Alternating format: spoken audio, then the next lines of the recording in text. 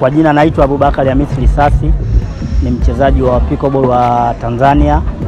Kwanza napenda kumshukuru Mungu kwa mashindano kuisha salama, kwa sababu tulikuwa hapa siku 5 nzima tuko hapa Tanzanite. Tunacheza mashindano yalianza Friday. Yote kwa kudura za Mungu. Kwanza napenda kumshukuru Mungu kwanza kwa kushinda. Nimeshinda kategori 2 za mixed doubles, third place na hiyo singles kwa third place. Mimi napenda kuwapongeza Tanzanite kwa kuandaa mashindano. Napenda kuwapongeza klabu ya Tanzanite kwa kuandaa mashindano haya ya pickleball.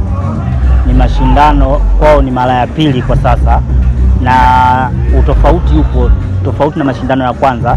Hii kwa sasa wamepiga hatua tena, na ni mazuri kwa sababu sisi Tanzania kwa pickleball ndio tunaenda kwenye mashindano ya kimataifa. Mungu kijalia mwezi wa 11 tutakuwa na mashindano ya kimataifa yatafanyika pale Gymkhana Club ya East Africa Lucky Sports Club.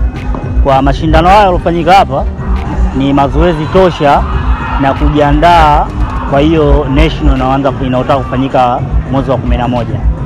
Bonsoir, moi c'est Gloria Kenda, l'athlète de... Maka enjoy yo mashindano na kayapenda sana.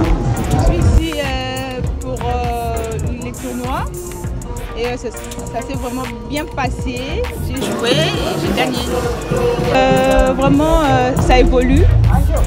Compare kushindana na nchi zingine, anaona Tanzania tuko juu sana katika pickleball sasa hivi. Anaona kuna yani mashindano ni makubwa hapa kuliko kwingine.